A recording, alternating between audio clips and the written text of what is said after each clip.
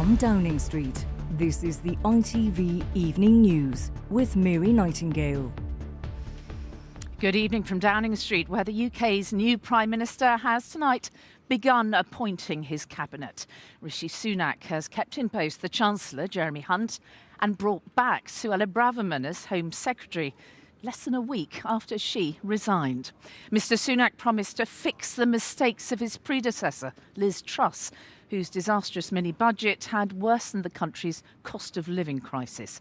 For her part, though, there was no note of remorse or indeed regret. The outgoing PM was applauded by supporters as she left Downing Street. But Mr Sunak struck a more solemn tone when he arrived here earlier, straight from meeting the King, as our political editor Robert Peston reports. A new British Prime Minister, the third in less than 4 months, the youngest in more than 200 years, the first British Asian at number 10, and trying to clear up the mother of all messes. Right now, our country is facing a profound economic crisis. And then he did something unusual. He put the boot into his immediate Tory predecessor, Liz Truss. I admired her restlessness to create change. But some mistakes were made. Not born of ill will or bad intentions. Quite the opposite, in fact. But mistakes nonetheless. And there's a price for filling the £40 billion hole in the public finances that she passed on to him. This will mean difficult decisions to come. What followed was a dig at the Prime Minister immediately before Truss, Boris Johnson, who was seen by many as untrustworthy. This government will have integrity, professionalism, and accountability at every level. I understand how difficult this moment is. And I understand too that I have work to do to restore trust after all that has happened. Earlier, Rishi Sunak was appointed Prime Minister by King Charles, whose great-great-great-grandmother, Queen Victoria, ruled India, and who was today anointing as head of government someone proud of his Indian ancestry and heritage. How things change. But till Liz Truss went to the palace, there wasn't a vacancy. And while she nattered to the monarch for a full half hour, she kept Sunak waiting. And another record set today. Out of office after just 50 days. The shortest term ever for a Prime Minister. It has been a huge honour to be Prime Minister of this great country. But after all that chaos of her 7 weeks at the helm, not a hint of remorse, no apology. As the Roman philosopher Seneca wrote, it's not because things are difficult that we do not dare. It's because we do not dare that they are difficult. We simply cannot afford to be a low-growth country where the government takes up an increasing share of our national wealth. You might have thought she wouldn't have mentioned the T word for tax given the turmoil in markets. After she cut them, think again. It means lower taxes so people can keep more of the money that they earn. And it means delivering growth that will lead to more job security, higher wages, and greater opportunities for our children and grandchildren. But it was goodbye from her. I wish Rishi Sunak every success for the good of our country. I know that brighter days lie ahead. Thank you. So, you remember those difficult decisions Sunak just warned us about? He meant that this man, Jeremy Hunt, reconfirmed as Chancellor, has just 6 days to fill the public finance hole left behind by Truss with tax rises and public spending cuts. But what about Sunak's pledge to govern with integrity and responsibility? Well, some question whether that was just words after he reappointed Suella Braverman as Home Secretary 6 days after she was sacked for a breach of security and confidentiality. So, if as he posed before going into number 10 he hardly looked chipper, cheer up, Rishi. Can you blame him? Robert Peston, ITV News. So as well as keeping the new Chancellor and bringing back the old Home Secretary, A lot's being read into who gets which of the other big jobs. Jacob Rees-Mogg and Brandon Lewis are both out. Dominic Raab and Michael Gove are back in. And while she keeps her current job, there is no promotion for Penny Mordaunt, Mr Sunak's leadership rival, of course, until just yesterday. Our political correspondent Romilly Weeks now on the Cabinet under construction. Walking back through the door of number 10 just 16 weeks after he walked out of number 11. Rishi Sunak's first task to piece together who's joining him around the top table. A lap of honour past the cameras for those who got the call. Will you be rewarded for your loyalty? Mr Cleverly, are you staying in the same role? Good afternoon, nice Good to see afternoon. you. Thank you very much. This, a cabinet with room for opposing views. And a return for some, I think the entrance is this side. even if the route back was hard to find. So whilst Jeremy Hunt remains as Chancellor and Boris Johnson backer James Cleverly stays in position as Foreign Secretary, long-standing ally Dominic Raab is rewarded with Deputy Prime Minister and Justice Secretary, and the surprise appointment of Suella Braverman as Home Secretary, despite her recent sacking. Leadership rival Penny Mordaunt keeps her job as Leader of the House of Commons. Ben Wallace will also stay put at the Ministry of Defence, and Grant Shapps replaces Jacob Rees-Mogg as Business Secretary. Steve Barclay returns to deal with the challenges of the Department of Health. This former party leader said the Prime Minister's choices were driven by one overriding criteria. When I've talked to him more recently, he was very clear. He wants to get people who can do the job, number one. In other words, people who've got the talent. And he's also said he needs to get people who have experience, a balance of experience and new blood coming in rather than just new blood. Earlier, Liz Truss led her final cabinet meeting. Applause from them that's been strikingly absent anywhere else. By this evening, all of these ministers will be joining her on the back benches, and there may be more to come. This is the parade of those who've been rewarded, like James Cleverly here, those who are coming back into government and those who are staying put. Rishi Sunak has promised a government of all the talents. With 2 years to turn things around, he's going to need it. It is a cabinet with an emphasis on continuity Mr Hunt, are you pleased to be Chancellor? that has prioritised experience. Are you happy with the new role? Yeah, delighted, yeah. There's a lot of things to do here and obviously some very, very big issues. Although of his leadership rivals, Penny Mordaunt didn't get a bigger role, and there's nothing so far for Boris Johnson. Unity has its limits. Romilly Weeks, ITV News. Well, Rishi Sunak might be the fifth Conservative Prime Minister we've had in the last 6 years, but his appointment is historic for a number of other reasons. Now, as Robert said earlier, Mr Sunak is the first British Asian ever to make it to Britain's highest office. At 42, he's the youngest Prime Minister for more than 200 years.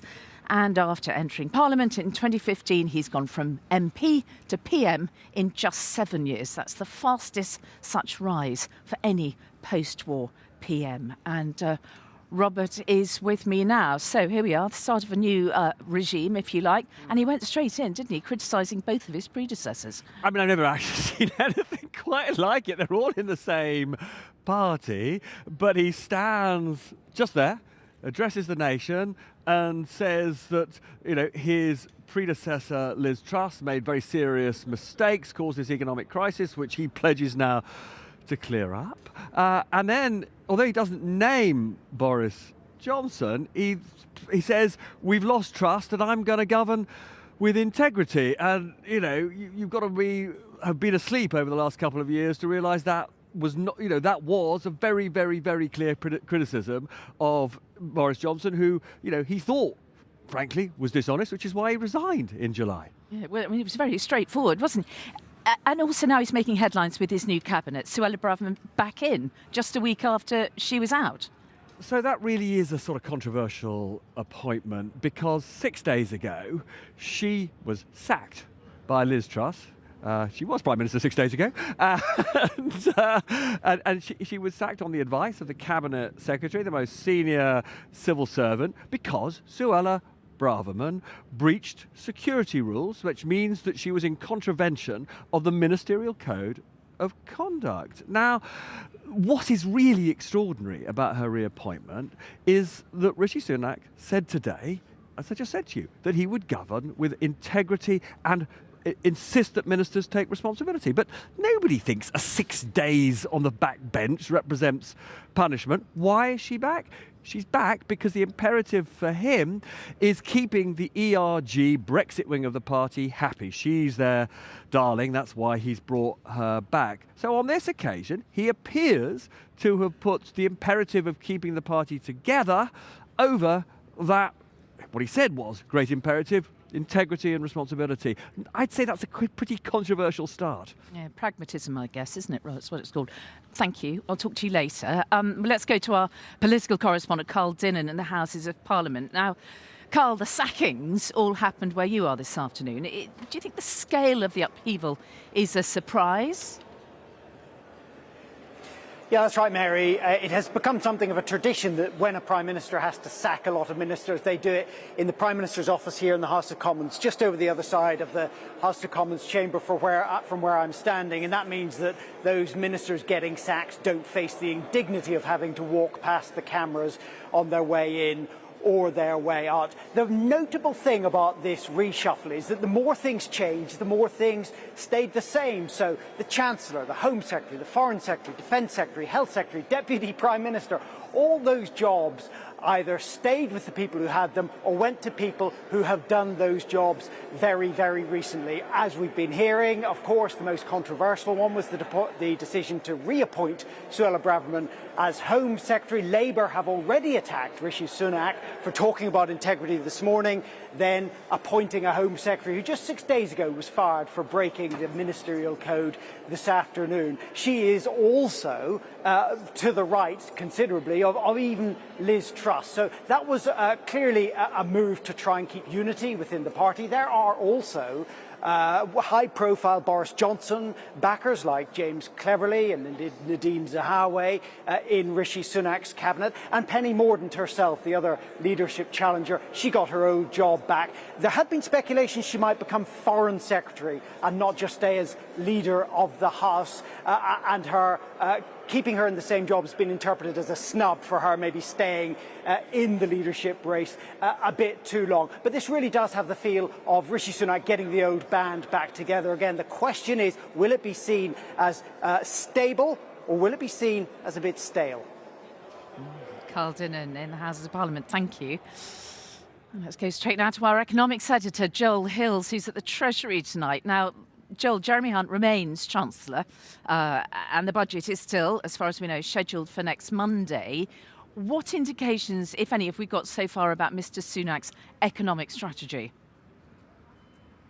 Oh, look, we have a really good sketch, but a lot of the detail is to come. We know the big challenge is the cost of living crisis. Rampant inflation and rising interest rates are causing a squeeze on the government's finances as well as those of households and businesses. As it stands, it's highly doubtful that the government will get anywhere near honouring the commitment it made to get national debt falling as a share of GDP in 3 years' time.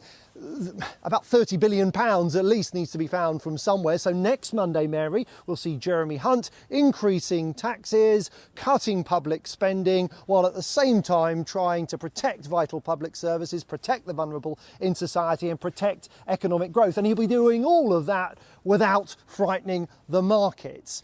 Sterling strengthened today, a really good sign of positive development. The government's borrowing costs fell as well. The question here is, with calmer markets, has credibility finally been restored?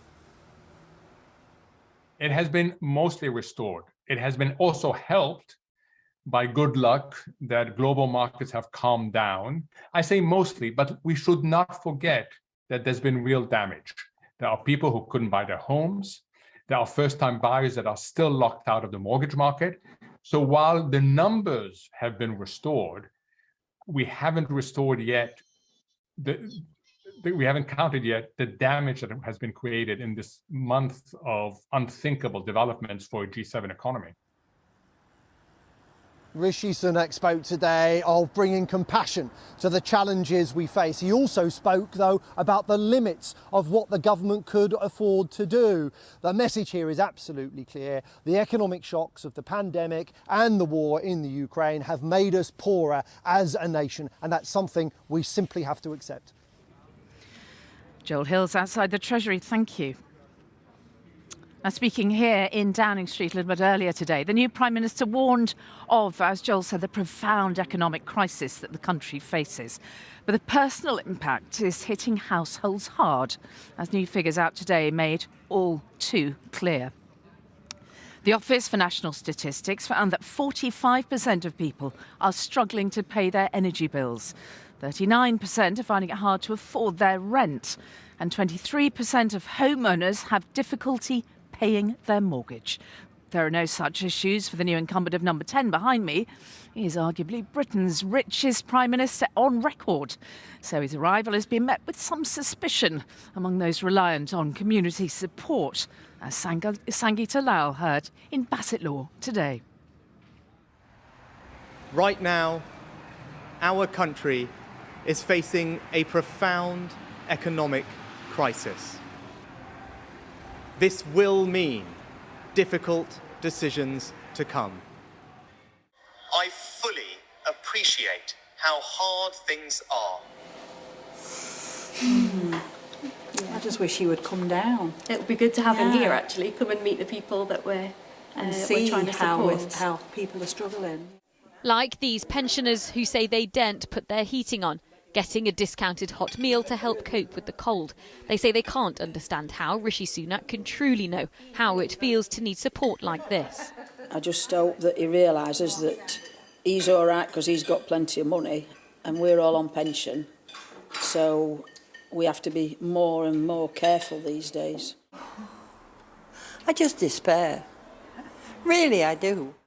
There you go. Would you like cabbage? And people at this community food hub wonder what he really knows of them. As the cost of living rises, it's not just lifestyles that are changing, but plans for the future too. So I want to have sandwich instead. Annette Voice has recently retired, and queuing for lower-priced fruit and veg isn't how she hoped her days would be.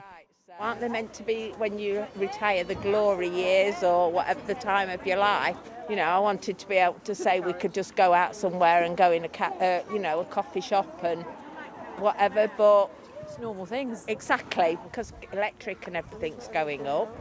You've got to cut back where you can. Hoping she can help is mother of two, Rosie, who manages this service. She says every day she speaks to families who are struggling, just like she is. Rishi Sunak today said that he understands what people are going through. Do you feel that that's true? I don't think anybody with that way of life understand what we are going through.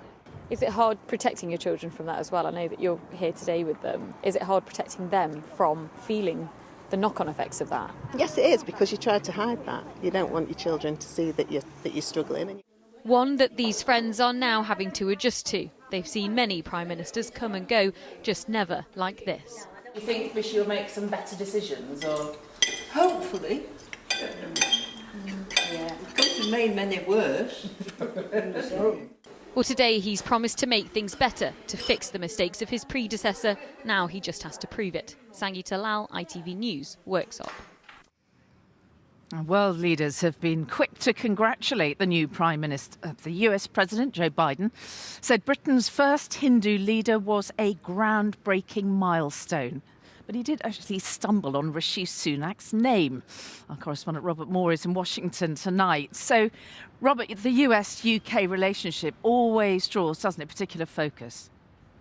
Yeah, and particularly when there is conflict and turmoil on the continent of Europe, then stability and reliability in Britain is particularly important to the US government and to the White House in particular. There is no question that Britain's international reputation has taken a hit over the last few months. You know that here, in part because British politics has been playing both on the front pages of the newspapers, but also on late-night TV comedy shows, telling you something about perceptions here.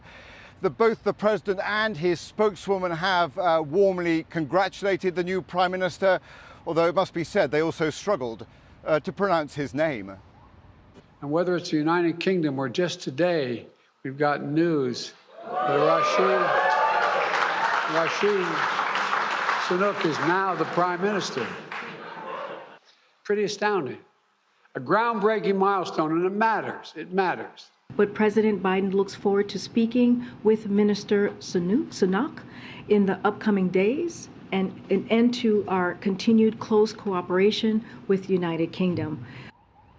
Well, the President also tweeted out his congratulations today, adding, "Together I look forward to enhancing our cooperation on issues critical to global security and prosperity, including continuing our strong support for Ukraine." Now, clearly, the war in Ukraine will be a central feature of future British-US dialogue, but certainly it's true that if Britain goes through a period of political stability now, that's going to be warmly welcomed here.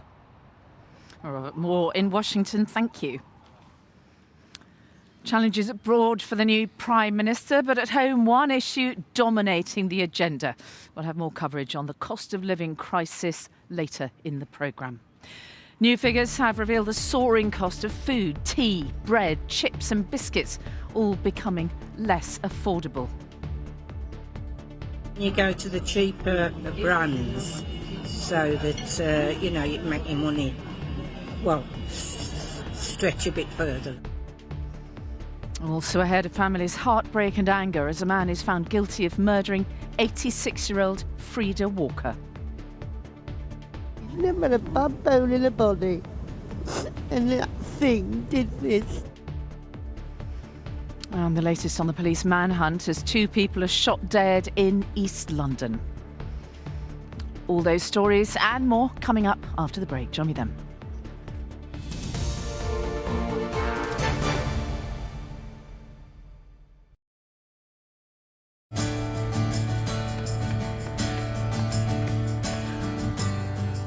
Stand by me. Nobody knows the way it's gonna be. Stand by me. Nobody knows. For the ups, the downs, and everything in between. Halifax, it's a people thing. Have you heard the one about the immortal Lord of Dreams? So he gets imprisoned by this cult, right? Right. And he has to cross Earth and heaven and hell. Have you heard the one about power couples? In love, friendship, and business? With Idris and Sabrina Elba. They're total couple goals. Have you heard the one about how, through the whole of human history, queer life always finds a way?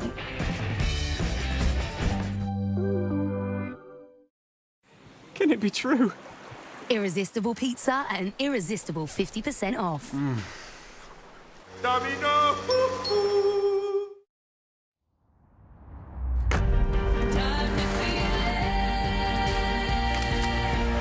This is where it all begins. The new iPhone 14 Pro with a massively pro camera system. Get it with the UK's only phone buyback guarantee, guaranteeing the buyback price when you trade it in.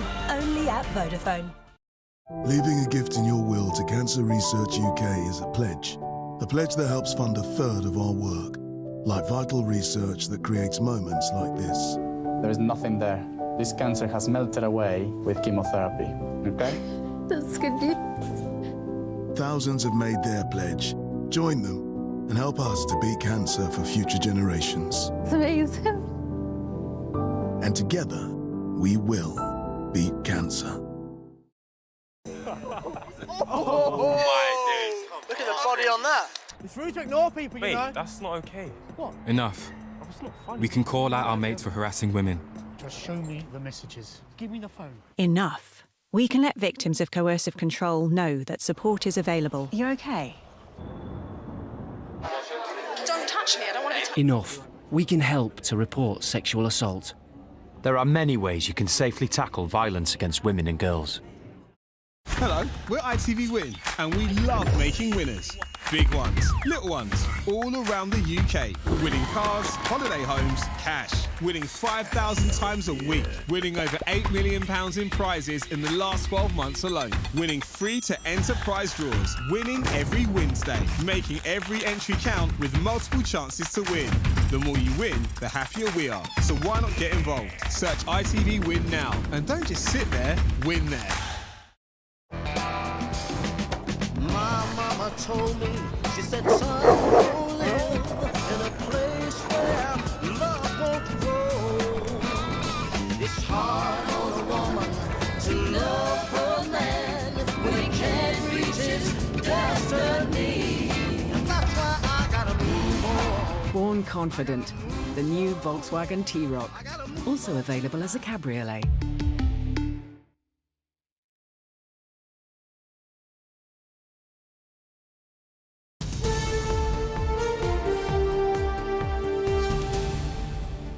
Hello again, welcome back to Downing Street, where we will be returning to political events later. But first, let's take a look at some of the day's other news. And a burglar who left a pensioner to die after beating, gagging and tying her up has been convicted of murder. Frida Walker, who was 86, was attacked at her home in Derbyshire in January. Her husband was critically wounded. Now, their niece has told ITV News that the killer, Vasily Kulia, should never be freed from jail. Our Midlands correspondent Ben Chapman reports. But she always had a smile on her face, didn't she? Always looked glamorous. For those who knew her best, there is so much more to remember about Frida Walker than the brutal way she died. She and her husband Ken were subjected to unimaginable violence during a robbery in their own home, robbing Sandra of her beloved aunt. She loved her knitting. Loved doing her arrangements for the church. She was just a beautiful woman. It breaks my heart that somebody could have done that over money. Heartless. So we are. Frida's killer was Vasily Kulia here on the night of his arrest. Though the cupboard had somehow that Ken had withdrawn in cash. He'd been filmed reconnaissance in Apple Street shortly before forcing his way into their house. When a concerned neighbour entered the house the next day, she found an horrific scene. Frida dead on the floor, Ken with critical injuries. Both had been gagged, bound at the wrists and ankles, beaten and left for dead. Kulia departed empty-handed because it seems Ken had been unable to tell his attacker where the money was hidden. A local councillor for many years, he survived but died of cancer in the summer. Outside court, following today's murder conviction, Frida's niece said her killer should never be released. He was calculating, he was cruel, he had no conscience, all he wanted was money. What they'd worked for all their lives. She never harmed a soul, would she? She never had a bad bone in her body. And that thing did this. Described in court as savage and merciless, Kulia now faces a life sentence with the minimum term to be decided on Friday. The lives of this couple's family, friends and community will be poorer without them. Ben Chapman, ITV News, Derby Crown Court. Air was deliberately pumped into the bloodstream of a baby allegedly murdered by nurse Lucy Letby, a court has been told. Prosecutors say the baby was the first victim of Letby, who is on trial, accused of the killing of 7 babies and the attempted murder of 10 others at the Countess of Chester Hospital. She denies the charges. The biggest rail union today confirmed 3 strike days for early next month. The RMT says its members will walk out on November the 5th, 7th and 9th in a long-running dispute over pay and conditions. They have cancelled plans for action on November the 3rd, which is the Royal British Legion's Poppy Day. And a Scottish brewer has warned that a pint could soon cost more than £7 on average. Alan Mahon of Brew Gooder blames a perfect storm of rising ingredient prices and energy costs. Now, 2 men have died and a third is critically injured after a double shooting in East London overnight. Neighbours describe how Diwali fireworks drowned out the sound of gunshots. Our reporter Martha Fairley is at the scene in Ilford. Martha, what can you tell us about what happened?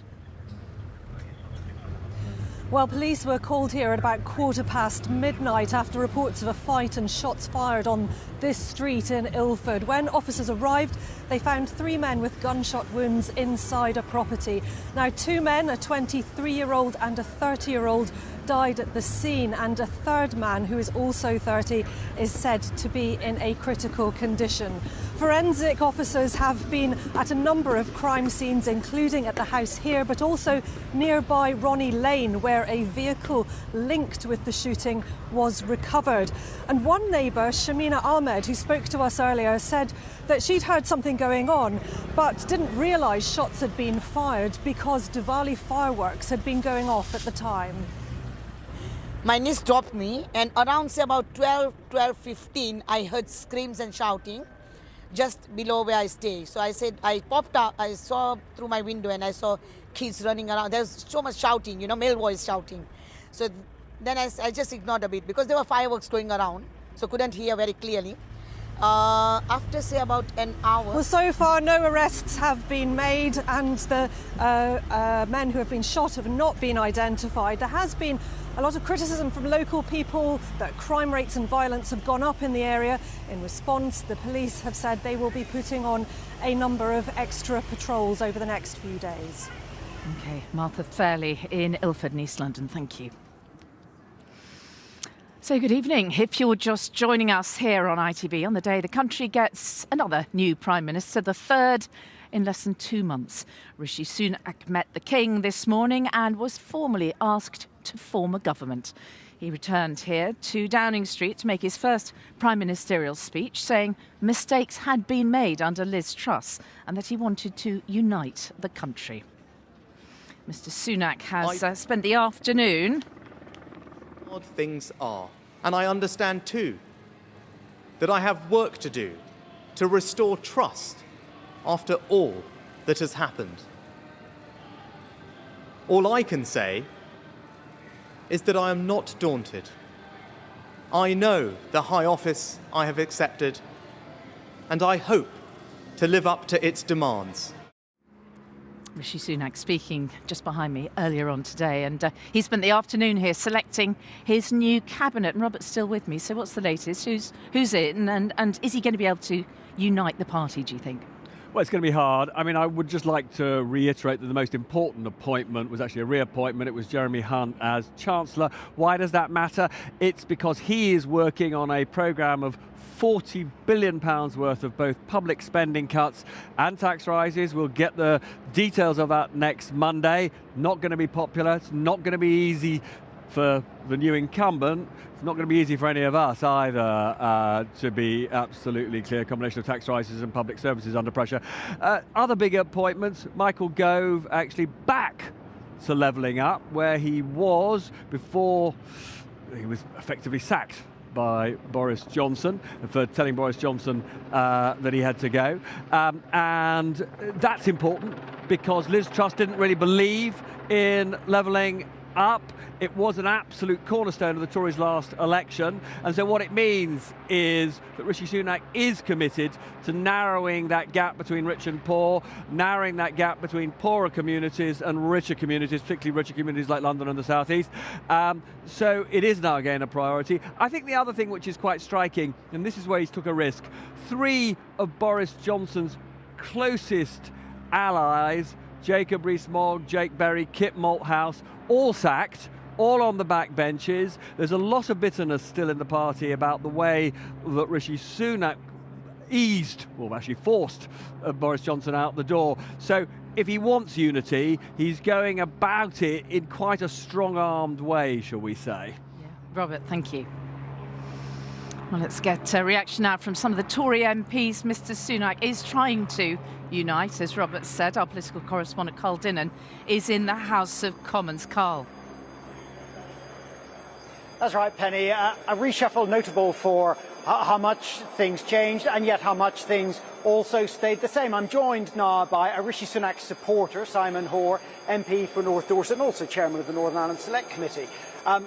Now, how much do you think Rishi Sunak has done to unify the party after a terribly fractious time with this reshuffle? A huge amount. I mean, I said last week, Rishi's been saying for, I suppose I should say the Prime Minister now, shouldn't I? The Prime Minister's been saying for a while now, you have to have round pegs in round holes. And in order to have a properly functioning cabinet, It needs to represent the whole range of the broad church of the views of the Conservative Party. That seems very sensible. So he hasn't just appointed a cabinet in his own image. He has reached out, he's brought people back who were doing a good job, whose sacking a couple of weeks ago just seemed to be unnecessary and without reason. So I think what he's done now, there is now somebody for everybody, irrespective of your view, within the Tory party, which means that we all have something vested in the success of the government. And that's a very big and important step forward. That comes, though, at a cost, doesn't it? Now, bringing Suella Braverman back in for a Prime Minister, one of whose selling points is his integrity, to bring back someone who was fired just 6 days ago for breaking the ministerial code, that's not a good look, is it? Well, there's two things I'd say to that. The first is I have absolutely no doubt that the Prime Minister will have, with any of his appointments, irrespective of position, have ensured that all the probity and ethics issues have been dealt with and that the Cabinet Secretary and those who advise on these matters are satisfied with those appointments. Rishi is as straight as a die when it comes to those matters, and nobody need have any worry at all about that. Do you think it was the right decision to allow Suella Braverman back in? But this is the point I'm making. If I turned and said to you, I think every appointment to the Cabinet is absolutely brilliant and I love them all to bits and I think they're all great, the job wouldn't have been done properly, because I've got to have some people there who are friends, who are on my wing of the party. People on the right have got to have some people as well. So we now have people who you might not be so pleased with. Well, it's not a question of being pleased, or it's people who I might not necessarily agree with in every element of policy, but it's absolutely important to have a good, strong government because it reflects well on the confidence of the Prime Minister, the confidence of him in his own skin to chair those cabinet meetings and to drive the government forward, to have those range of views. Absolutely important. Briefly, there's a very difficult job to do now. He's very constrained in how much that he can spend, isn't he, as we go into the spending review next week? Well, I mean, clearly the best appointment, if you want to use those terms, is the retention of Jeremy Hunt as Chancellor. I think he last week just proved his ability to calm the markets. He did that job. That's a job that it's not a job that was done in a week. It needs to be an ongoing process.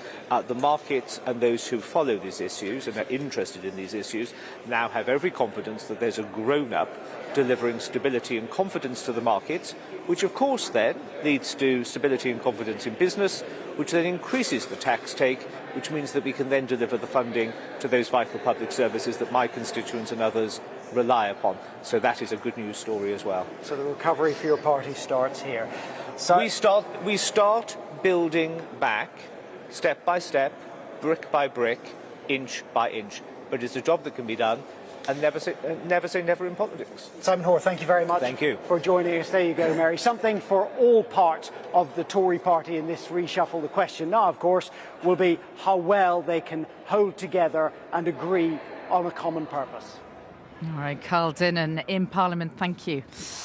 Well, while the recent political drama has been playing out, the soaring cost of living has become all too real. New figures out today show just how even the cheapest groceries have shot up in price over the last 12 months. The ONS say budget varieties of everyday staples like pasta, bread and biscuits are now at least a third more expensive than they were a year ago. It's all adding to the pressures on struggling households, as our consumer editor Chris Choi has been hearing. As cheap as chips, now an outdated concept. New figures show that even the very basics of our national diet are spiralling in price.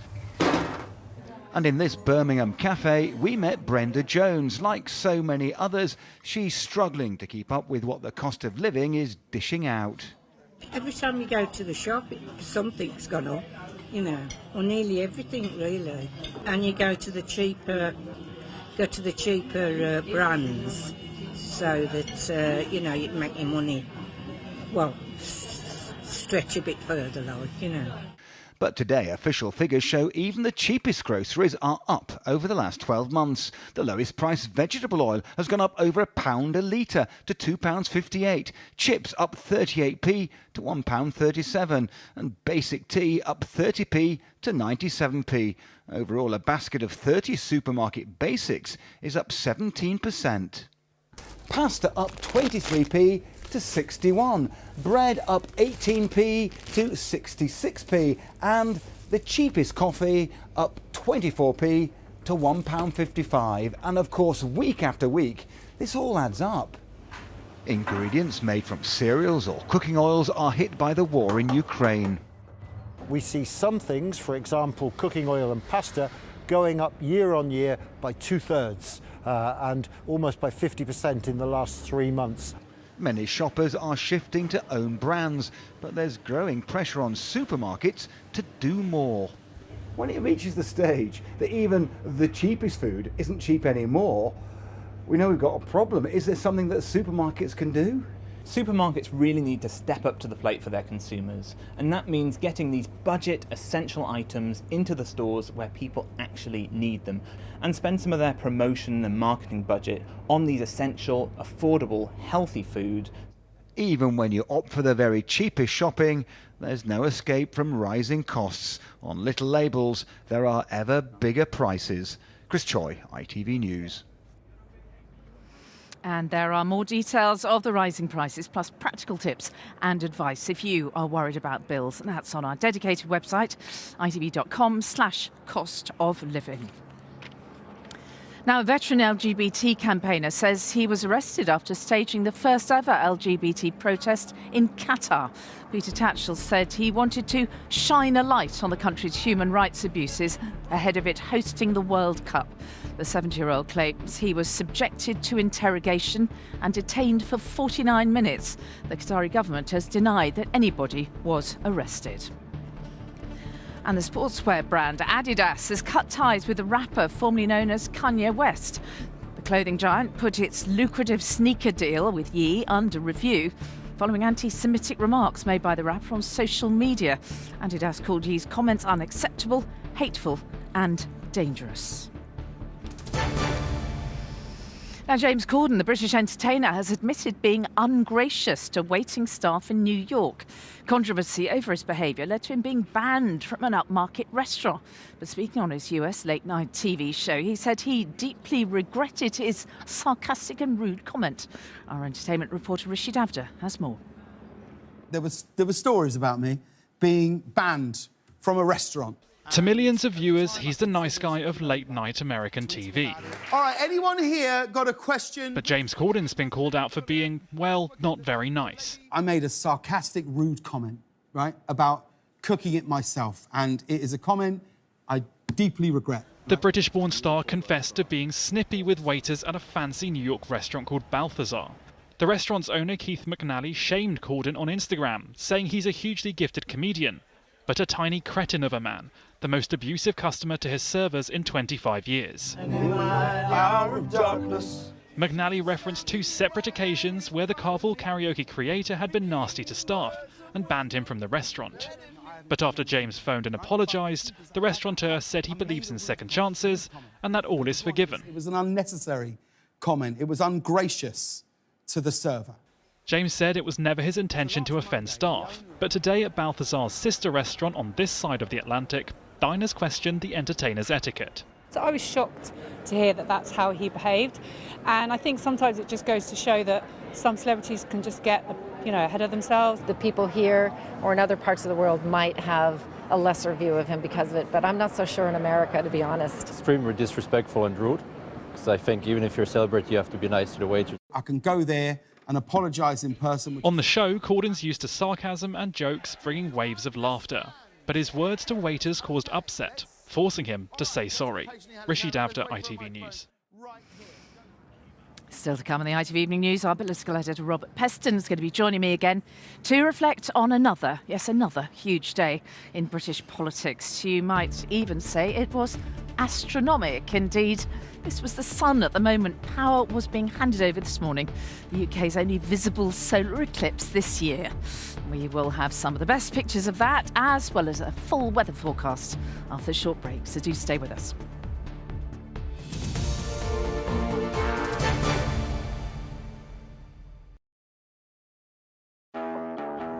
Make this worth your while, Belton. All the classes and endless motivation on your schedule to keep you coming back. Time. Drive! Come on! And time. Keep it up! And time again. Almost there, let's finish strong. That's why 91% of households that join Peloton are still subscribed 12 months later. Motivation that moves you. See for yourself at onepeloton.co.uk. My friends like photobombing a lot. They just like to just bring their heads in, their fingers there. One of my friends had some chips, random. Why have you put chips in my photo, bro? I literally clicked the magic eraser function and it took it out. Vanish, gone. I didn't even have to circle it out. It read my mind. My name's Mike and I have a Google Pixel.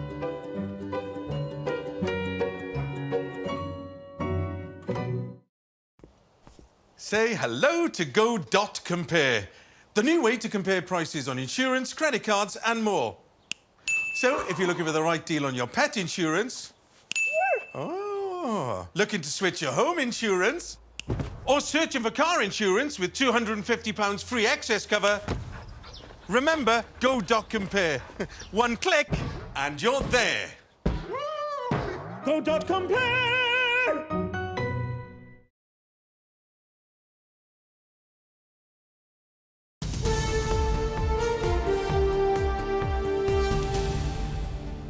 Hello and welcome back now to Downing Street. Now, while this morning all eyes here are on the big black door behind me, of course, in the skies above, there was a rare treat, a partial solar eclipse lasting almost 2 hours. And while the best views were overseas, observers here also got to enjoy the phenomenon. Here's Danny Sinha. Nature's magic trick. Stargazers were given this treat before lunchtime, like a munch had been taken out of the sun. This is known as a partial solar eclipse because only a quarter of the sun was blocked out by the moon. It looked like somebody had taken a tiny little bite out of it when it was, because the moon was like coming down onto the sun. I've actually never seen an eclipse before through a telescope, so I think it's definitely a real opportunity to get to see this quite a historical event through my own eyes. So it's definitely a very interesting experience, to say the least. People were able to enjoy the celestial event across the UK, with the best views taking place on the Scottish borders.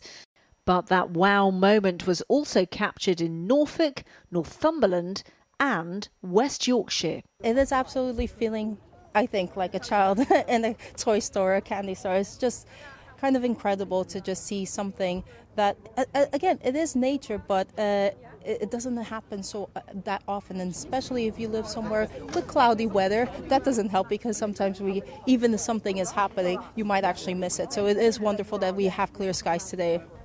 Today's partial solar eclipse is the first one we've been able to see in the UK for 1.5 years. The next one is going to be in 2024. And if you want to see a total eclipse, you'll have to wait a lot longer. That's taking place in around 50 years' time. The moment came and went, but today was a reflection of the amazing world we all live in. Danny Sinha, ITV News. Amazing, isn't it? Well, that's almost us, all from us at Downing Street. But let's just get a final thought from Robert Peston. OK, straight down to work. He's got a tough job ahead of him, hasn't he? Yeah, incredibly difficult job. I mean, the Tories are a country mile behind Labour in the polls. If there was an election tomorrow, they'd be wiped out. So he did use a trick, which was to try and distance himself from Boris Johnson and Liz Truss, laid into them. He also knows he's got some really unpopular decisions to take about cutting public services, putting up taxes, and that's why he is stressing that there is this economic crisis, which he has got to solve. I was also very struck, though, by, in a way, the absence of show business. Normally, when you get a new Prime Minister, they're accompanied by wife and family. None of that today. Normally, there are supporters cheering. No supporters. He looked very businesslike. He gave a simple, grim, I have to say, speech, barely smiled, and then set about... Actually, it's the most rapid reshuffle I've almost ever known. I mean, astonishing numbers of sackings, appointments. They are appointments from across the party. Some of them are controversial. For example, Gavin Williamson, one of the most controversial ministers of recent times, has gone in there. We assume, therefore, since he's gone in there, he's going to get a job. So he's not afraid to upset people.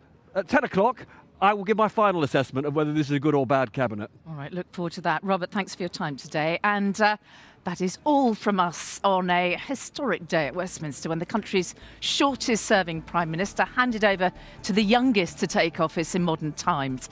Tom's going to be here with news at 10, with Robert as well, of course, tonight for all the latest on Mr Sunak's new cabinet. The weather is up next, but for now, from all of us here in Downing Street, thanks for watching. Bye-bye.